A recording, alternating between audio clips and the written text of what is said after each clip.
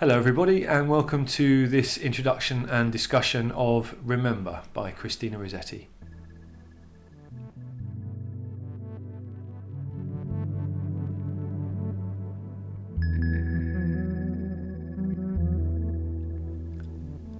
Remember by Christina Rossetti is written in 1862.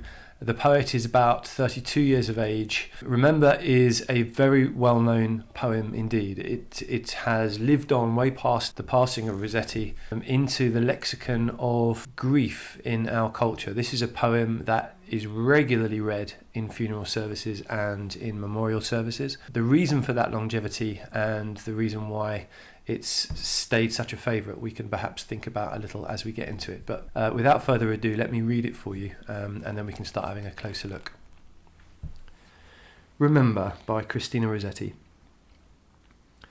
Remember me when I am gone away, gone far away into the silent land, when you can no more hold me by the hand, nor I half turn to go, yet turning stay. Remember me when no more day by day you tell me of our future that you planned. Only remember me. You understand it will be late to counsel then or pray. Yet if you should forget me for a while and afterwards remember, do not grieve. For if the darkness and corruption leave a vestige of the thoughts that once I had, better by far you should forget and smile than you should remember and be sad. So we have a first-person speaker addressing a second listener, presumably a lover, and talking about how the speaker wishes to be remembered or perhaps forgotten after she's died. On the face of it, it seems to be a reassuring poem. It seems to be an attempt to soothe the listener, or at least reassure the listener, which is perhaps a clue as to its popularity in the context that I suggested earlier. But let's have a look at, first of all, at the way that it's structured, because I think this will perhaps allow us to notice some variations in the tone and in what's being said as we move through. So as you will have spotted, this is a 14-line sonnet, and we can tell from the rhyme scheme, which we'll annotate in a moment, that this is the variety of sonnet known as a Petrarchan sonnet, which is named for Petrarch, but actually it was made popular by the Renaissance sonnet writers. And one of the reasons for its particular rhyme scheme is because these end rhymes lend themselves particularly well to the cadences and rhythms of Italian. They can be a little bit awkward to organise the rhyme for in English, but Rossetti obviously masters it beautifully. We have a rhyme scheme that is A, B, B, A, which then repeats A, B, B, A, and then it changes to C, D, D, E, C, E, which is the classic Petrarchan sonnet rhyme scheme. And what that allows us to do is to remember that the sonnet is a highly structured and formal, boundaried piece of verse, within the boundaries of which whole worlds can exist, as we've seen so many times in the sonnet form by Shakespeare. This is a Petrarchan sonnet, so a slightly different form, but it follows some of the same patterns. We've got an octave, which is the 8-line first section, and then a sestet, which is the 6-line second section. And in that octave, in the first 8 lines, that can be further subdivided into 2 quatrains, 2 lines, 2 groups of 4 lines, in which the first quatrain introduces the situation that is to be dealt with in the sonnet, whether it be a conflict or something that needs resolution. The second quatrain expands on that or adds detail to that conundrum or that conflict. And then the sestet at the end brings about resolution or sheds a light on what the position of the poet or speaker is.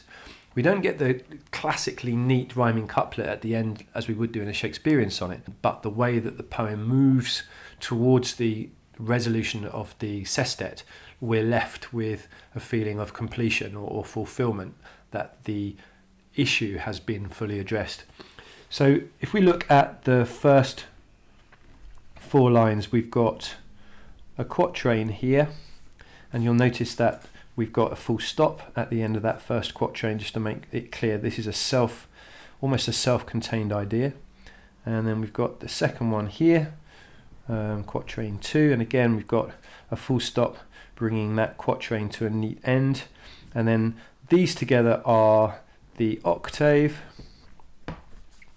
and then these last, I can't do a curly bracket like that, these last ones are called a sestet, and they are the second portion of the sonnet, and you'll see that the point at which we move from octave to sestet, we've got this word yet, which is a big signpost that's the switch, the but, the hang on, switch around, turn around, which we call in poetry, of course, a volta.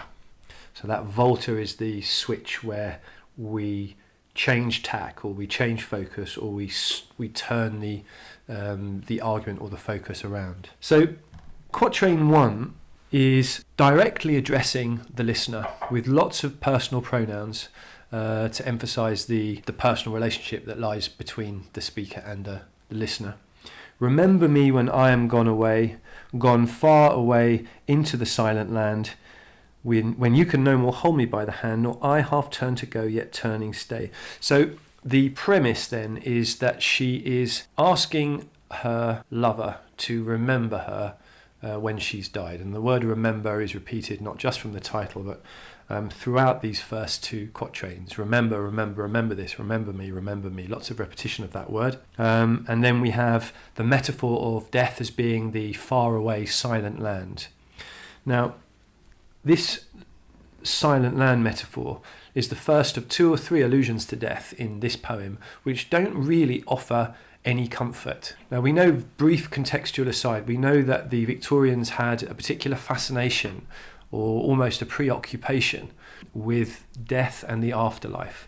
Now, whether that was because of the soaring mortality in urban areas that were as a feature of the Industrial Revolution and the move from village to city life, whether it was the dangerous factories or the working conditions or the close proximity that people were in that led to that mortality, whether it was the advent of the telegram and the notion of communicating to those beyond the people in your immediate environment, which was quite a leap of imagination for the Victorians and gave rise to a growth in spiritualism and an attempt to talk to the dead, whether it was the invention of the camera, and often the only photographs that a family would have would be photographs of the deceased family members, which would then be kept in a special album. Quite macabre to us, quite almost a sort of maudlin preoccupation with death.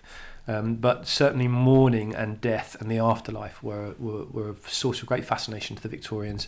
They had the great archetypal mourner in Victoria, of course, who wore black for so many years for her dead love. And lots of ceremony and accessorizing around death and mourning, which then makes this poem interesting for its lack of a vision of the afterlife. There's nothing. It's silent. It's far away. It's silent.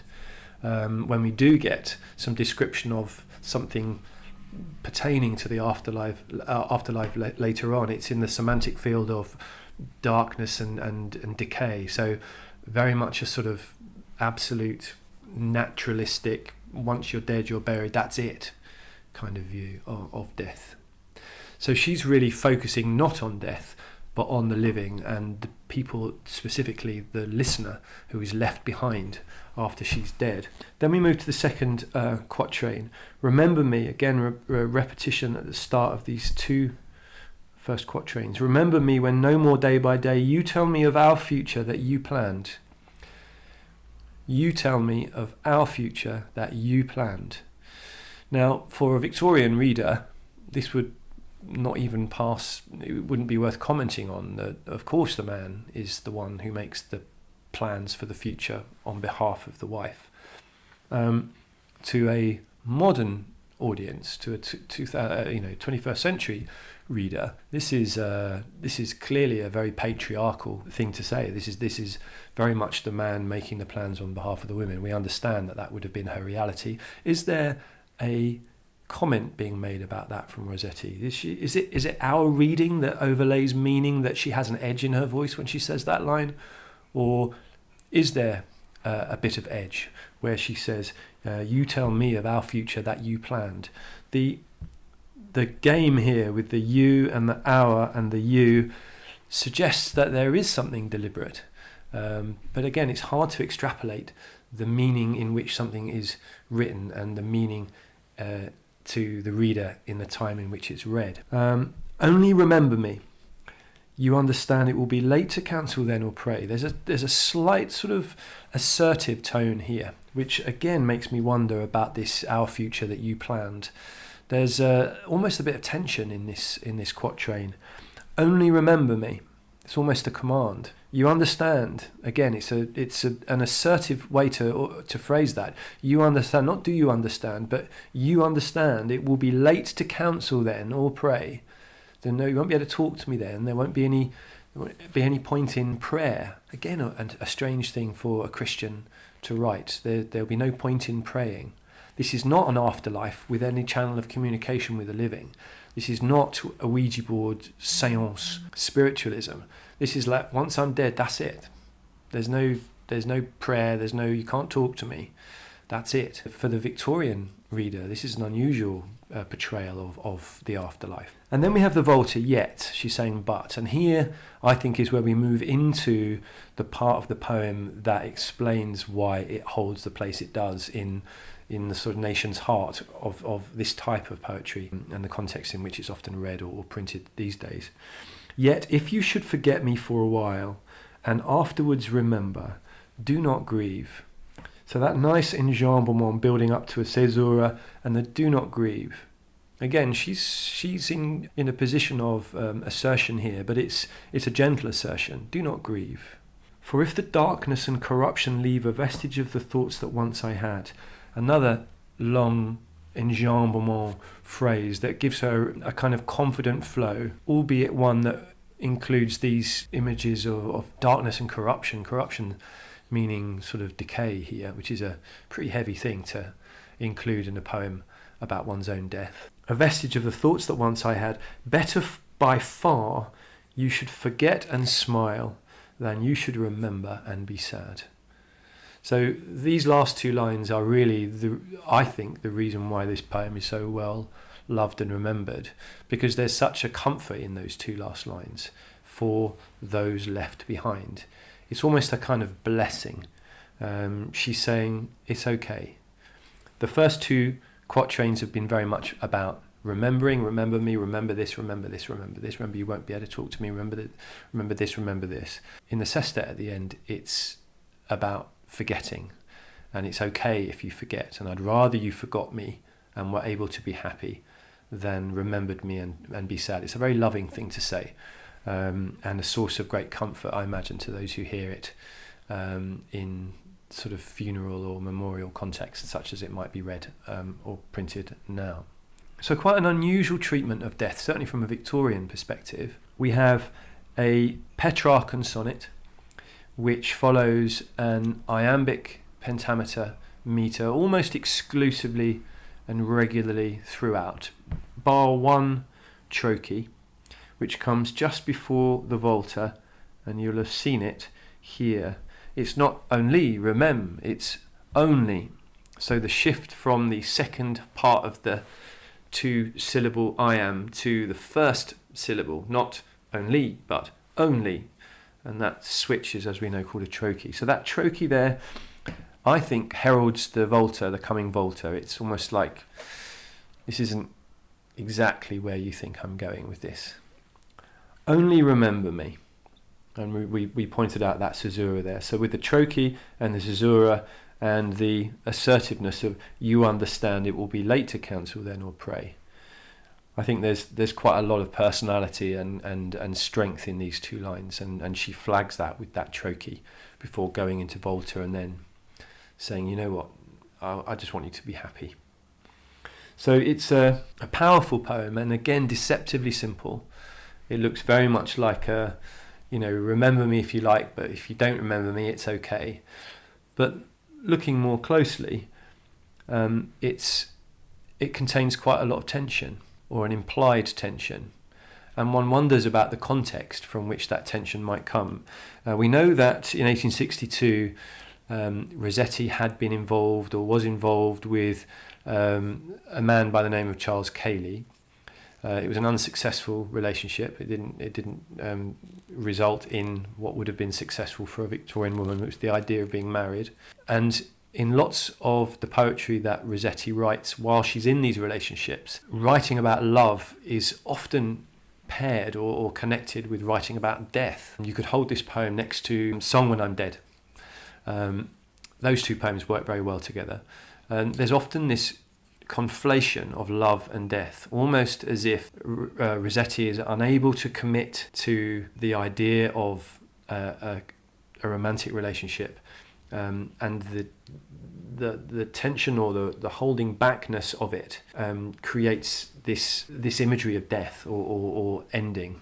It's an interesting balance that I think creates some of the power in these poems. They're not purely about death. They're not purely about love. They're a sort of passionate amalgam of the two ideas, which has meant that they've stayed alive for long after they were written. One final idea that you might like to take. This is a lovely poem in that it does have this theme of the death and the afterlife. There's a perceived listener. It's a nice poem to have to refer to match together with other poems in the collection.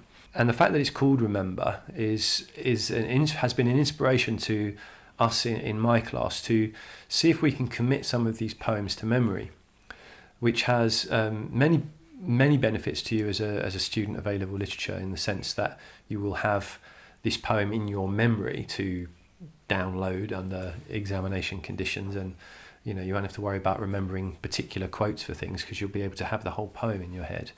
But I think a greater benefit is the fact that were you to remember this poem and others in the collection, or especially these shorter poems, if you recall them regularly, then they become part of your internal landscape that you carry forever, and become part of that rich legacy that the study of literature treats us with. It's a huge bonus and richness that studying literature gives.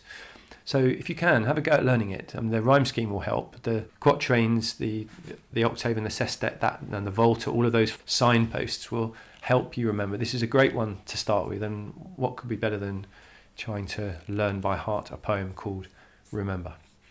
So on that note, I hope you enjoyed that poem. Until the next time, all the best.